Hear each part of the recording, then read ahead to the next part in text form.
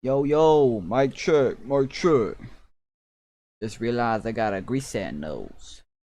No, I did not realize that just now actually, but I just saw it and I was like, man, my nose is greasy. Hell. Um, can your nose grow hair like little fuzzy hair? Or what? Kind of look like it got going on. People say I got a Jewish nose, but bro, I think my nose is more like Arabic or something, Middle Eastern. For sure. I think it's more that. People is just stupid. Cause I want man the fast way. I was back, baby. I was fucking. I ain't gonna lie, almost just busting a nut.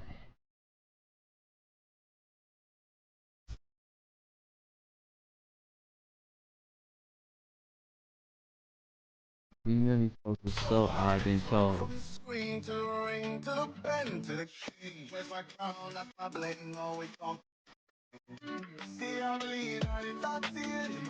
Maho there.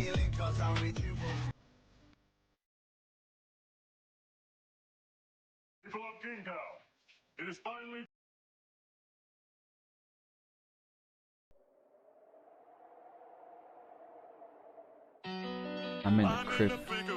Everybody knows they know me where it snows. I skid in and they froze. I don't know no name, but no ice, I'm just cold. 40 something milli subs or so I've been told. I'm in my prime at the same evil powerful. Work crush. Bro, Malcolm X was not bisexual. Wait, where did I hear this tired before? of ads ruining your online experience? Go to privacyadblocker.com and you're ad free. We prioritize. Bro, what? Welcome to the Black Gay History Channel. Please share this video and subscribe to this channel for more captivating content. Malcolm X was one of the most prominent and influential civil rights leaders in American history, whose legacy has become ingrained in global Black culture and the humanitarian movement of racial equality. Because of his close ties to the Nation of Islam, a Black American religious and political organization founded on the tenets of Islam, his history of same-sex relationships has been underreported and flat-out denied by those who wish to uphold a particular conservative idealization of his legacy. Over the years, though, more and more evidence has mounted about Malcolm X's queer sexual relationships and his unwillingness to talk about them after he converted to Islam while in prison in 1948. But many biographers have more than enough evidence. So what, did he do gay shit in jail? Speaking with many people in Malcolm X's youth that have confirmed his sexual encounters with men. No! Born Malcolm Little in 1925, his parents were active in their communities, collaborating with the Black rights organization UNIA, or the Universal Negro Improvement Association, that was founded by Jamaican American Black rights leader Marcus Garvey. Even I, as a Caribbean American, forget that Malcolm X has ties to the Caribbean as well. His mother, Louise Helen Little, originally hailing from Grenada. His foundation clearly stuck with the future leader and helped form his base of pro-Black ideals that served him later in adulthood. According to two extensive biographers, it was clear that in his youth, Malcolm Little engaged in several same-sex relationships. Many who knew Malcolm through his teen years blatantly said that Little carried himself like a sissy and had sexual encounters with boys and girls that were known about in the various towns his family had moved from, particularly Boston, then Harlem, New York. After losing his father at an early age and going to the foster system after his mother suffered mental health decline, Little turned to the streets to survive. Manning Marable's biography, Malcolm X, A Life of Reinvention, as well as Bruce Perry's biography, Malcolm, The Life of a Man Who Changed Black America, both chronicle his relationship with a wealthy white businessman, William Paul Lennon, in 1946. It seemed that on occasion, Little would head to Lennon's home in Boston and perform sexual favors to men in exchange for money, something he confessed to his half-sister Ella after he got caught up in trouble with the police for their illegal interactions. In another instance, a close friend who at one time lived with Malcolm in Harlem later spoke in interviews about his seemingly intimate relationship with Miss Jones, a neighbor who lived in their apartment building who was called Miss Jones but was actually born male.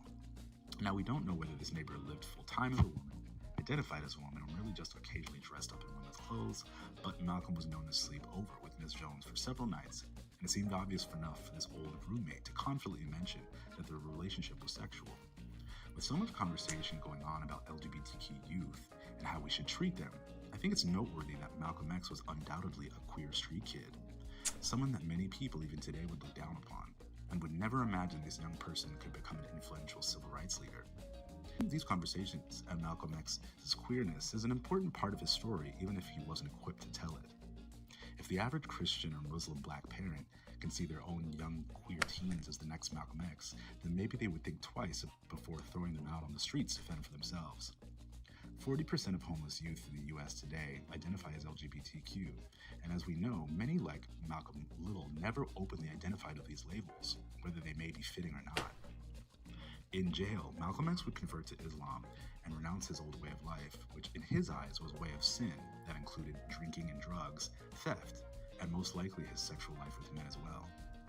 He would later go on to describe his spiritual life before conversion as being trapped or lost. Now, no one is saying that Malcolm X ever identified as gay or bisexual, but we also know that many powerful men have hidden their queer identities and past to sustain their heteronormative image, especially in religious spaces.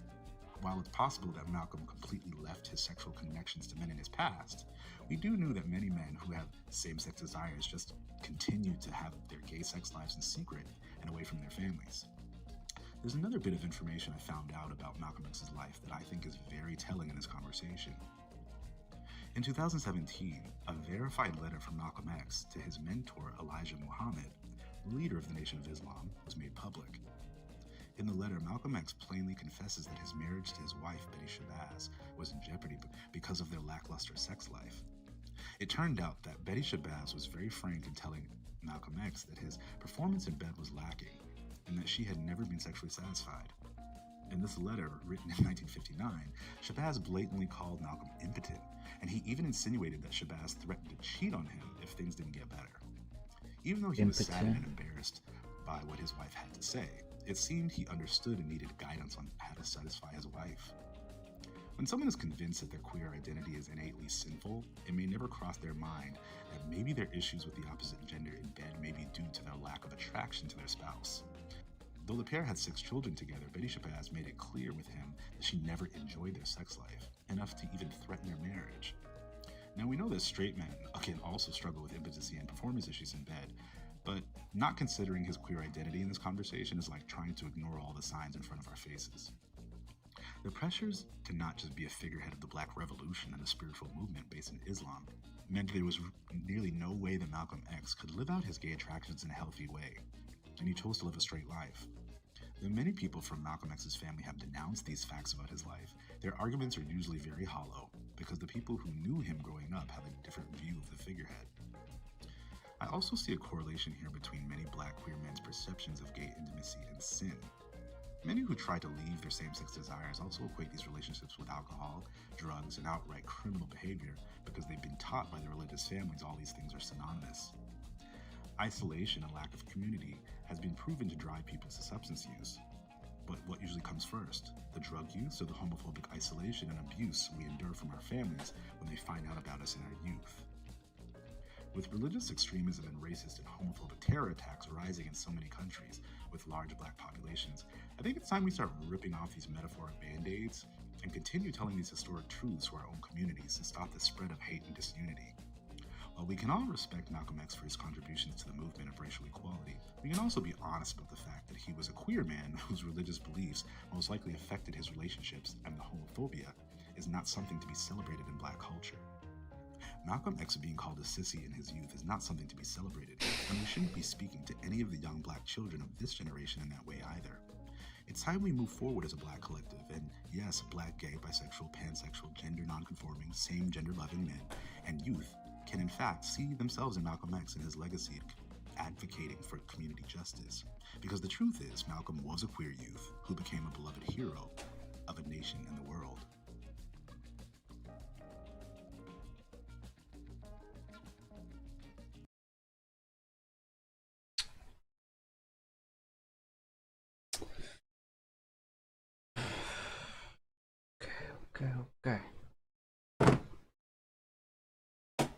Okay, man. Okay.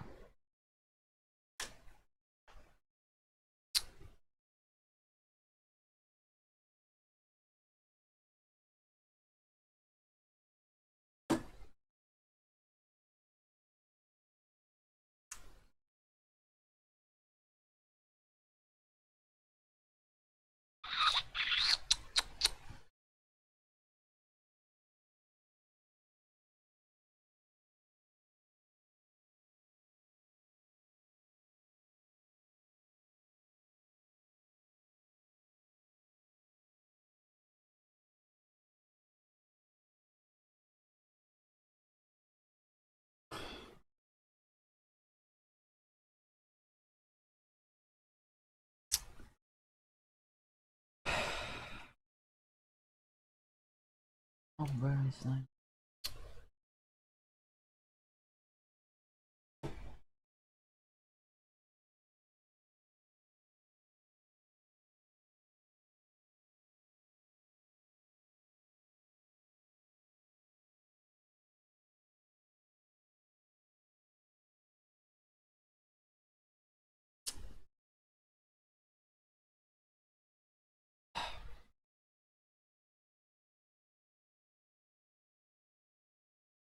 What?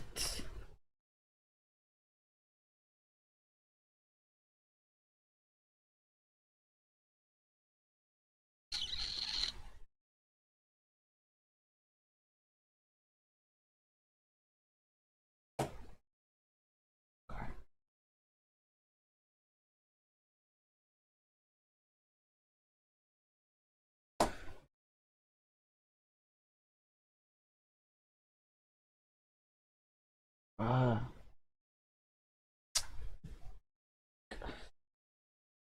so I'm recording still. We're live. I mean, bro, like, it's not even like, yep. Well, I guess he was. Section of the book in a chapter titled Part-Time Hustler. It reads, this is a section of the book where Malcolm is really in need for money before he goes to prison. And it reads, Malcolm also worked ostensibly as a butler for a wealthy Boston Braham whose living quarters overlooked the Boston Common. His bachelor employer, William Paul Lennon, was hazy about the exact nature of Malcolm's duties when he was questioned about them, nor did he say why he hired a male to do what he characterized as general housework. There was good reason for Mr. Lennon's lack of clarity. According to Jarvis, Lennon paid Malcolm to disrobe him, place him on his bed, sprinkle him with talcum powder, and massage him until he reached climax. Lennon, who was virtually the same age Earl Little would have been if he had lived, was old enough to be the gentle, loving father Malcolm had never wanted. Malcolm would later assert that someone else, not he, was giving Lennon his satisfaction, though another man did take part in some of the rubdowns. Malcolm himself actively participated. He later described the proceedings to Jarvis like a prostitute. He sold himself as if the best he had to offer was his body. Malcolm X's income-producing homosexual activity was sporadic. Nevertheless, it may have been an impediment in his quest for satisfying masculine self-image. It constituted a key link in a chain of events that included the absence of appropriate male. Who's fucking gay, bisexual, same fucking shit. Alright, bro. So basically, let me say how I feel. I'm a little mad. I don't like. I mean, but like, not like homophobic or nothing. I don't know, bro.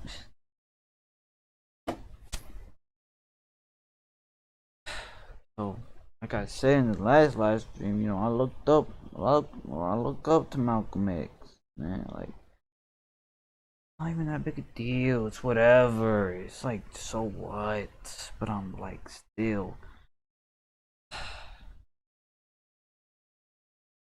Okay, you fucking did shit with guys, bro. Whatever. I don't know. You know, I look at him a little different now.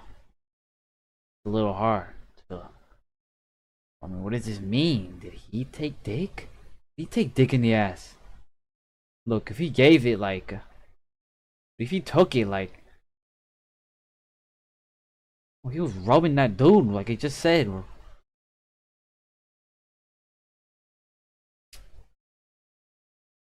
Yep. I definitely look at him differently now, bro. Oh, it's whatever. I mean, I don't know. Was he gay still when he died? Or fucking bisexual, whatever? I don't know. I don't. Am I homophobic? Like, it's just weird, bro. I'm not homophobic. But it's like, I saw this dude as like, I don't know, bro. Maybe I am a little homophobic some because I saw him like, you know, I was someone I looked up to, like a man. It's just weird, bro. Just weird.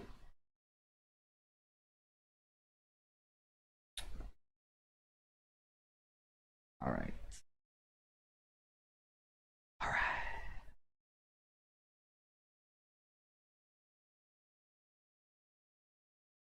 Like,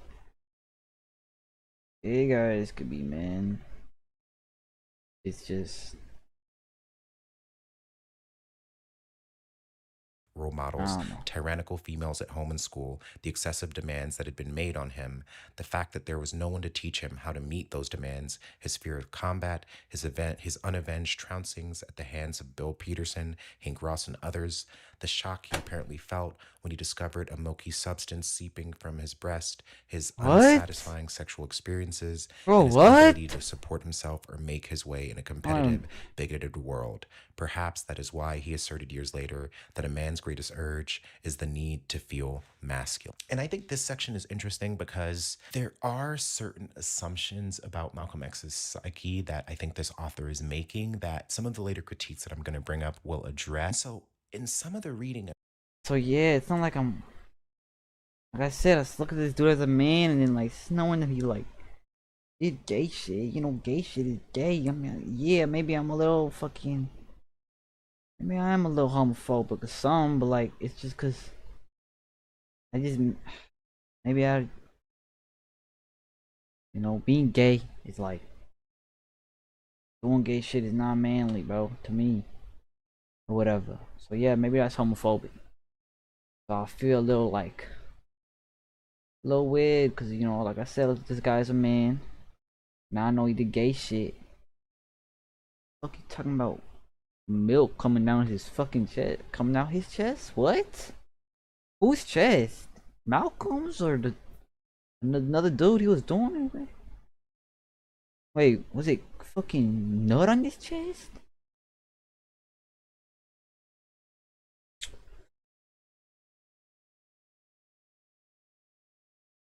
I'm kind of like, is this a white man writing about Malcolm X? And let's look up a picture of Bruce Perry. Yeah, it's a white man. What I think is essentially interesting there is that it's breaking down how the world emasculates black men and what that in turn leads black men to do.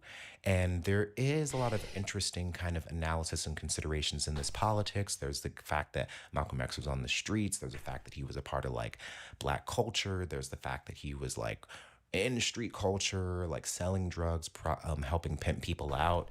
And so there is a very clear vision of masculinity that I think these spaces demand of people. You have to be machismo, you have to be tough, you have to be strong.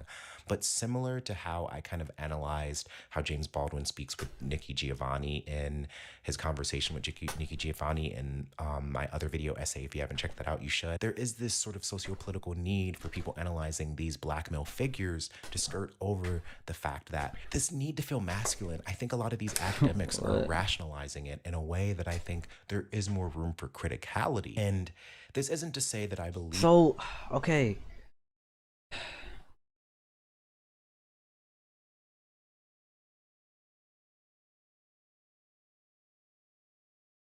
So we did gay shit for pay. Okay, hold on. Okay, it's whatever. Look, it's whatever.